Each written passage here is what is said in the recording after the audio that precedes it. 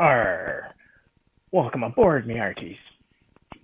Today we're not off on the boat, having a boat adventure, but we've got something interesting to talk about. I'm getting some supplies and tools together that are necessary for working on the boat. My first major project will be stripping the bottom paint off,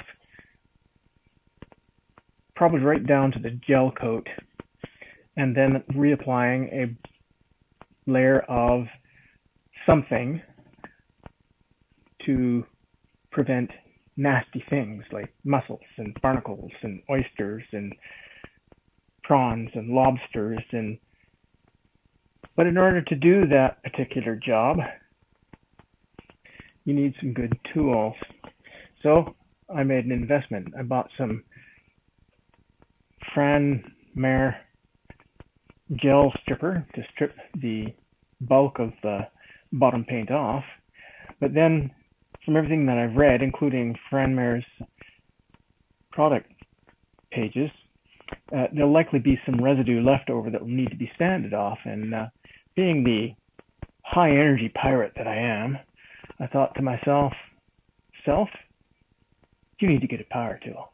So I did some research online and looked at all the various possibilities of really expensive tools to dirt cheap tools, and I settled upon something that's reasonably expensive, but not hugely, but from everything I've read is a fantastic little tool. I decided to get the Fein Multi-tool. So what we're going to do today is do an unboxing. I have the tool sitting here with me on the table, and I thought I would introduce you to it and unpack it, and you can share with me the joy of opening it. One of the first things that happened was when I brought it up the stairs, the handy dandy trusty rusty handle disconnected itself from the case of the tool and it went tumbling down the stairs. Fortunately, this is a heavy duty tool, and I'm quite certain that it is packed fairly solidly in there and hasn't done any damage, but I was somewhat disappointed when the handle decided to divorce itself from the tool. But that aside, let's get busy, shall we? So this is how it came straight from the store. This cardboard sleeve over top of it. I suppose that prevent any would-be thieves from playing silly bugger. And let's put that down there. And we will open it up.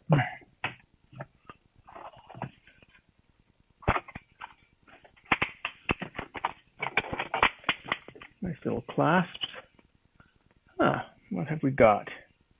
It looks like we have an instruction manual. It looks like we have little handy dandy cubby holes that have parts in them. I think that is a blade of some sort. Yep, it's got saw teeth on it, but they are nicely coated in wax so as to not do any damage to over-enthusiastic pirates like me. Little ring. Felt rings. Don't know. We'll find out, I suppose. Oh, this one's full. A sanding pad. It's called Speed Max. Sounds promising. I like speedy things. I think that is a sanding, not a disc, a sanding triangle. It's got sticky back on it, so I'm sure it goes on to some 60 grit, 180 grit, 120 grit. We'll probably have to end up, there is the backing for it, so those will likely go on there like that. It's sticky.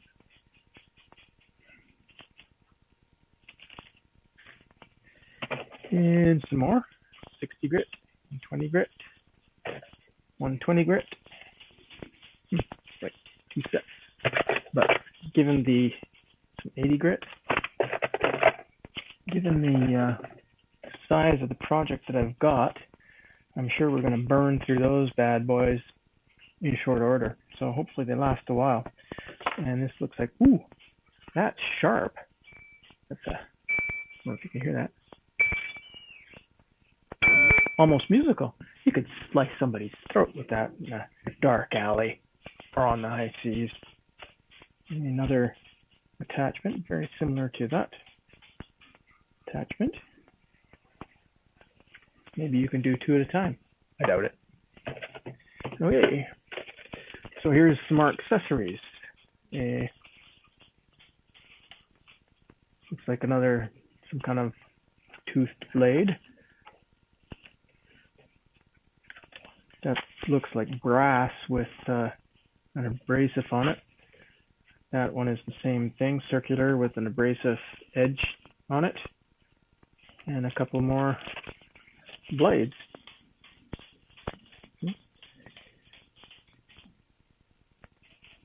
Blades here. Sort of a wheel with the abrasive on it. This one here is just, it's all abrasive metal and like a saw blade.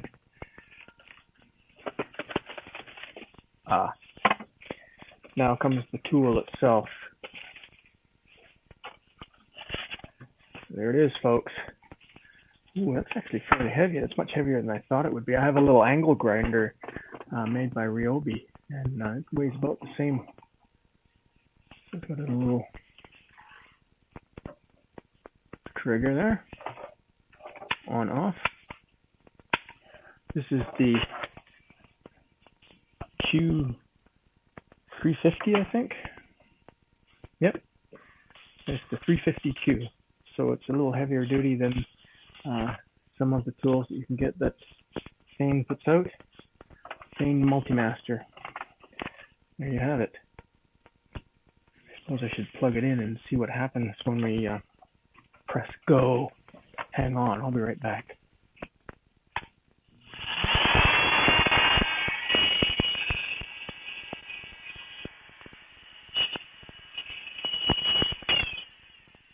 There's a little wheel here. I suppose that is the throttle. It's on-off switch. It's very discreet. On, off.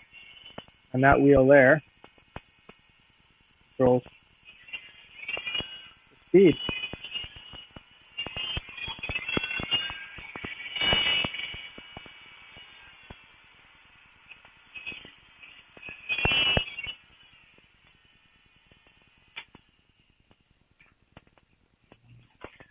You can see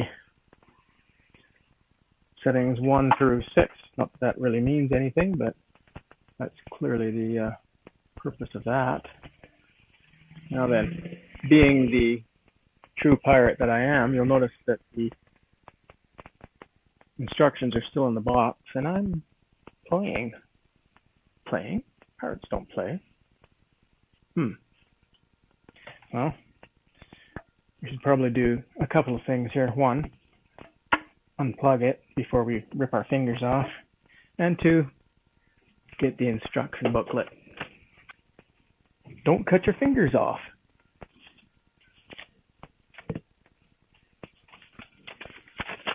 Whoop. Well,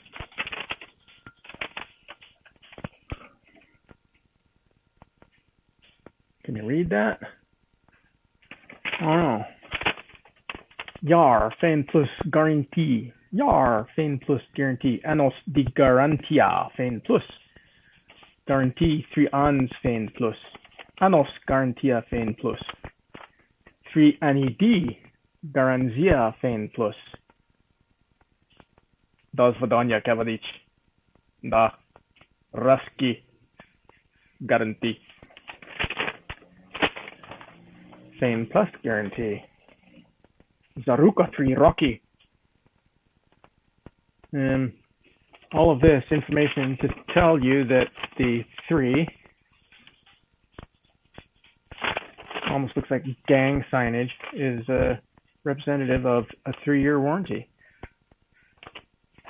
That's useful. Obviously, they think enough of their product to put a 3-year guarantee on it. Ooh, got a nice little stapled spine on that, so you can put it in a 2-ring binder or something, I guess. Ooh, got the glossy inside. I want pictures. Just show me the pictures. Oh, there's some pictures. On-off switch. Quick clamping lever. That would be this little gizmo here. The quick clamping lever. Thumb wheel for pre-selection or oscillating frequency. And a gripping surface so that you can grip it with strength like Arnold.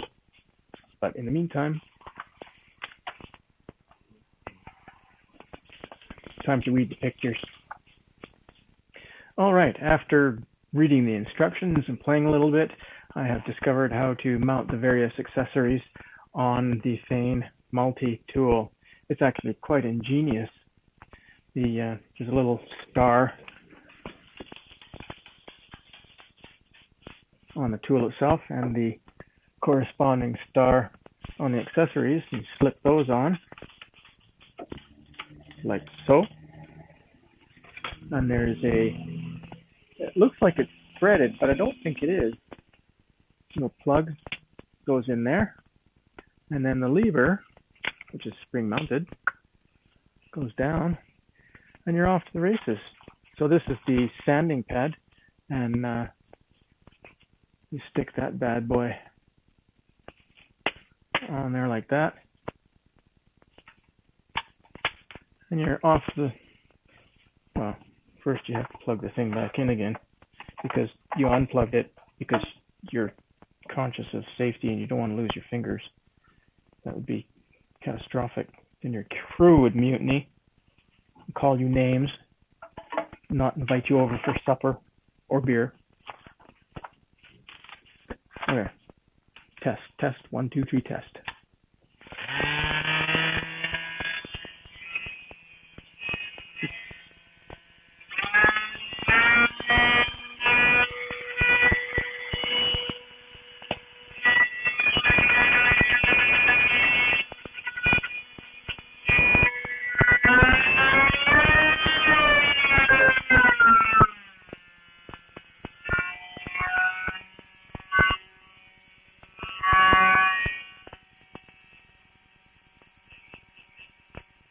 As you can see, it doesn't spin.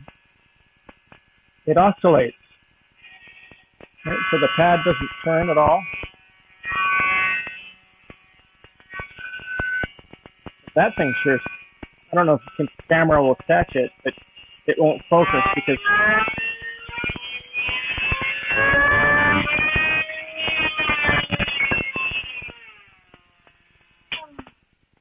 oh, that was loud. Yeah, it doesn't spin, but it vibrates. It's an oscillating device. And, ooh, that's like Velcro. That's interesting. The backs of these pads have, it feels like cloth. They're not sticky. They're just cloth. And then you put them on the pad and they really stick on there. That's cool. Okay, so that's the sanding pad. And well, I guess I have to take the, hope I can put that back on. In order to get that disc off, we open up the lever and out it comes. And if you want to put, I guess it's a scraping blade on, it's basically the same operation. You put the blade on, put the plug in,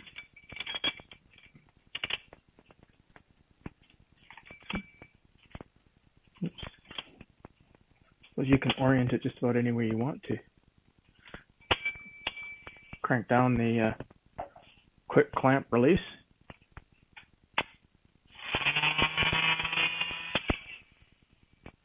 can give you a close up here. I don't know if the camera will capture it, but there